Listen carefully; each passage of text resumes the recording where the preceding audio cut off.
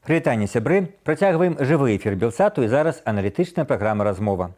З вами вядучы Віталь Цыганкоў. Як прапагандзе ўдалося зрабіць з большасці грамадзянаў Расіі прыхільнікаў вайны і ненавіснікаў Украіны? Чаму беларускія дзяржаўныя СМІ ад пачатку вайны амаль цалкам паўтараюць расійскія наратывы?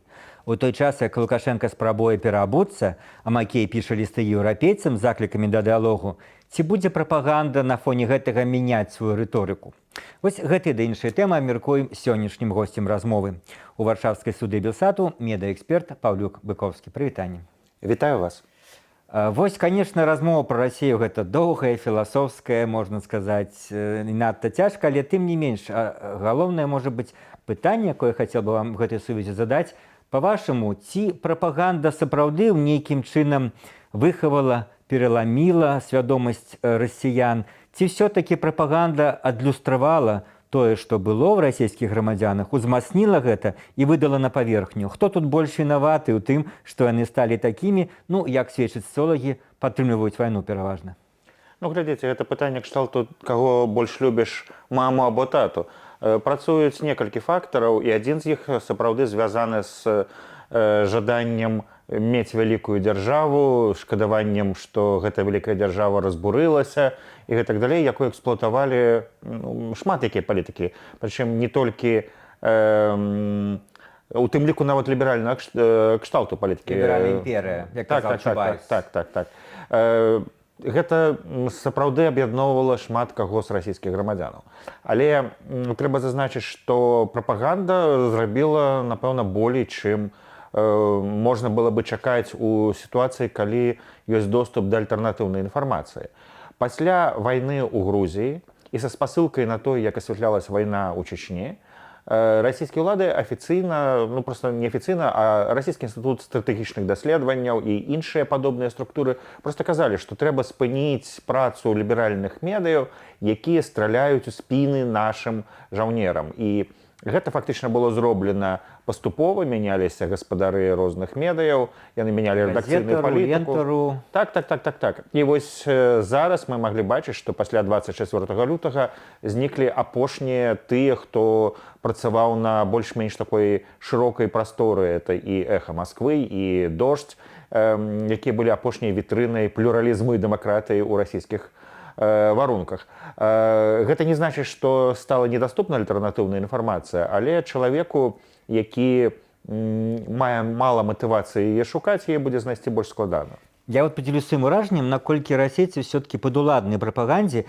бо памятаю, дакладна ёсць гэтыя графікі сацыолагаў, калі у пачатку нулявых, калі Пуцін яшчэ быў, прыкідаваўся, ці быў рэальна такім празаходнім, дапамагал ЗША ў вайне ў Афганістане, гаварыў пра тое, што Расія можа вступіць у НАТО, і тады рэйтынг ЗША быў 60%, станоўчы рэйтынг. Потым за все гэтыя гады, нават яшчэ да вайны, уже нейкі год 20-21, рэйтынг ЗША там 10-15%, астатнюю спрымаюць як ворагі. Вось гэта праца і палітыкаў, прапаганда, якая можа так змяніць настрой насельніцтва. Ну, безумоўна. Але вот калі казаць вот пра сённяшнія рэаліі, то мінімум 8 год, а насамрэч болей, праводзіліся антыукраінскія такія акцыі ў шырокім фармаце. Гэта былі і грубыя перадачы на РЕН-ТВ, НТВ, і грубыя фейкі, калі расказвалі пра быццам бы укрыжаваных хлопчыкаў. Трэба зазначыць, што такога кшталту сюжэты прысутнічалі падчас ваеннай прапаганды і Першай сусветнай вайны, і гэтыя сюжэты прысутнічаюць, і яны вядома, што яны працуюць, бо яны закранаюць людзей. Вось. Але акрамя такога яшчэ прысутнічала і іншае, нават у ліберальных медыях, якія імкнуліся для плюралізму, мусілі прысутнічаць розныя меркаванні, і прысутнічалі людзі кшталту Праханавай і іншых, якія тлумачылі, чаму Расія абавязана будзе гэта зрабіць, ці вымушана гэта зрабіць. І такім чынам пашыралася меркаванне, што можа адбыцца, што ёсць дапушчальным. Все-таки, калі казаць пра тыя вот рэальныя пачуцці, якія мелі расіяне і якія ўзмацніла, выкарыстала прапаганда, гэта развал Саюза, пачуццё нейкай імперскай вот разгубленасці ад страты імперіі, і плюс, што зараз мы бачым у многіх публікацыях, калі сумленныя журналісты апісваюць пачуцці расіян, то гэта, што вот все рускіх ганяюць, все рускіх прыгнетаюць, і мы павінны неяк адпомсціць. Это пачуццё такого вось помсты. Ну, вот падобна кшталту была публікацыя ў медузы, але разам з тым я з невялікім даверам стаўлюся да такого кшталту публікацыі, бо журналіст не робіць рэпрэзентатыўнага апытання, ён это не можа рабіць, это не яго функцыя. І тут або можна даваць тэндэнцыю агульную, або можна даваць роскід розных меркаванняў. Тут мы бачым, быццам бы гэта тэндэнцыя, але ці ёсць эта тэндэнцыя? Калі пачалася вайна, вось гэтая вайна пасля 24 лютага, я бачыў у эфіры тэлеканала «Дождь» відэасюжэт корэспандэнта «Камерсанта», які апытваў бежанцаў з Украіны, якія беглі ў Малдову. І яны ўсе чамусьці былі на прарасійскай пазіцыі. Натуральна, што такія людзі маглі быць. Але ці сапраўды гэта было, ну, у меня просто это выклікае пэўны недавер, ці сапраўды это былі людзі, якія адзіныя, хто там прысутнічаў. Можна апытаць 100 чалавек і даць 10, якія адпавядаюць таму запыту, які ты хочаш даць. І вось у сітуацыі, калі мы ведаем пра маніпуляцыі і прапаганду, такого кшталту апытання не выклікаюць даверу. Калі бліжэй, так сказать, да нашых баранаў, маецца на ўвазе, вернемся да беларускай ці звернемся да беларускай прапаганды, то яна даволі доўгія гады, ну, асабліва апошнія до жніўня 20-го, яна была дастаткова самастойнай. Падкрэсліваўся суверэнітэт Беларусі, непазбежны то, што Лукашенко яго гарант. Вось. Але пасля жніўня 20-го ёй сталі паступова, але даволі хутка пранікаць менавіта прарасійскія наратывы. І зараз гэта вайну набыло, ну, можа быць, максімальны нейкі шанс, максімальны нейкі маштаб, калі проста яны транслююць абсалютна нічым не адрозніваюцца ад расійскіх тэлеканалаў прапагандысцкіх значнай ступені. Па-вашаму, гэта вось, ну, скажем так, чым тлумачыцца і чаму Лукашенко той жа не бачыць тут нейкай для сябе пагрозы? Ну, глядзіце, я не думаю, што менавіта барацьба за суверэнітэт была асноўным у беларускай прапагандзе. Тут хутчэй было апраўданне любых дзеянняў нашага султана. А вось то, што тычыцца суверэнітэта ці не суверэнітэта, то прыгадайце першыя часы кіравання Александра Лукашэнкі, тады было шмат гаворкі пра аб'яднанне з Расійскай Федэрацыяй. І людзі, якія займалі гэтыя пазіцыі ў прапагандысцкай машыне, яны, ў прынцыпе, засталіся, і ў іх адбылася пэўная пераемнасць. У гэтым коле даволі папулярныя славянафільскія ці русафільскія такія погляды, і яны ёсць ідэалагічна падрыхтаваныя да аб'яднання Беларусі з Расіяй. Гэта кола там прысутнічае. Ёсць іншыя, хто просто кан'юнктурны. Ёсць іншыя, хто просто не мог свабодна выказвацца, калі на пачатку 20-го года раптам аказалася, што Расія, магчыма, наш вораг, і тады трэба было тлумачыць, што беларускі суверэнітэт больш важны. І вось пасля сінхранізацыі прапаганды, пасля непрызнаных выбараў 2020 года, калі быў нават невялічкі такі дэсант расійскіх прапагандыстаў, якія ратавалі беларускую прапаганду. Тейк-брейкеры, так сказаць. Ну, так бы мовіць, так. Але яны прывезлі новыя, з аднаго боку, тэхналогіі, магчымасць абапірацца быццам бы на вольнае меркаванне іншых людзей, але гэтыя людзі былі тыя самыя, што апраўдвалі рускі мір на расійскіх тэлеканалах. Нейкія эксперты нямецкія, которые былі савецкія грамадзяне і гэтак далей. Гэта все адбылося. Але калі мы ўжо паглядзім пра бліжэйшы перыяд, то былі зрухі. Першае, што зазначыў, у 2014 годзе, калі адбылася анексія Крыма, пачалася вот эта вот вся вайна на ўсходзе Украіны, беларускія ўлады пазбягалі называць як-небудзь украінскія ўлады. Яны казалі больш-менш без пэўных маркераў. У гэтым годзе, ці пачынаючы, лепей сказаць, з восені мінулого года, ужо казалі пра украінскую хунту, пра тое, што там нацысты захапілі ўладу, то бок яны паўтаралі расійскія наратывы, ўжо не адкідваючы падобныя рэчы. Фактычна гэта ёсць парушэннем канцэпцыі аб інфармацыйным суверэнітэце, якая ёсць у Беларусі і зацверджаная ў тым ліку як важны нарматыўны акт. Я нават адзін вельмі такі прыкметны назову прыклад, калі немагчым было ўявіць, мне здаецца, яшчэ 1,5-2 гады назад, такія великадзяржаўніцкія прарасійскія нападкі на Каліновскага. А цяпер нават дзяржаўнай прэсе па БТ і в гэтых каналах, тэлеграм-каналах, якія безумоўна звязаны з дзяржаўнай прапагандай, стаўленне да яго часам выказваецца як з пункту гледжання расійскіх шавіністаў не адпавядае ні савецкай гістарыяграфіі, ні беларускай незалежнай гістарыяграфіі, то, да чаго мы прывыклі за ўсе гады існавання і БССР, і, так сказаць, з 30-х гадоў, калі Каліновскі нацыянальны герой, і зараз першыню савецкай Беларусі нават фігура Каліновскага гэтымі прапагандыстамі, умоўна, скажем, беларускімі, ставіцца пад сумнеў, як тое, што ён змагаўся супраць Расіі, значыць, ён, так сказаць, польскі там падрыўнік і гэтак далей. Так, сапраўды гэта ёсць, але я бы зазначыў важны момант.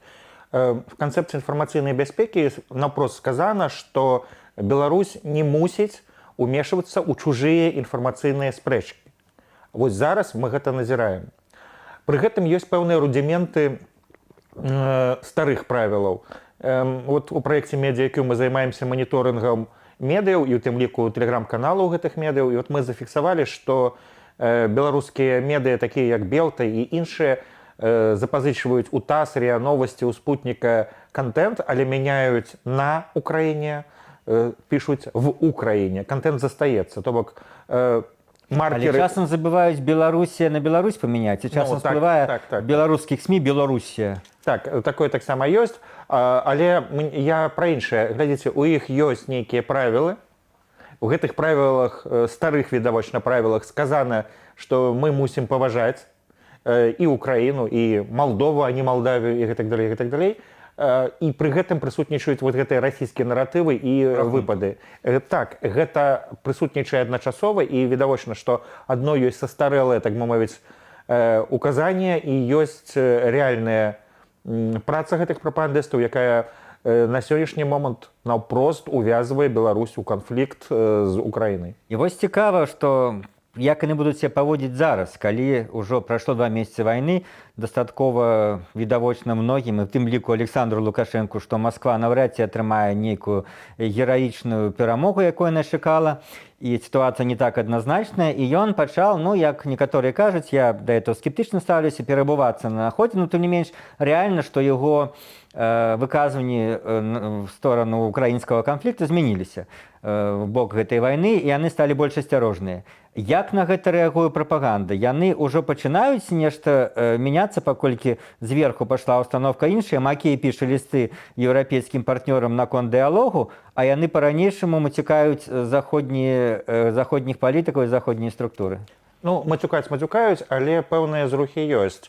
Па-першае, сама тэма вайны сышла з першага месца на нейкае другое, трэцяе.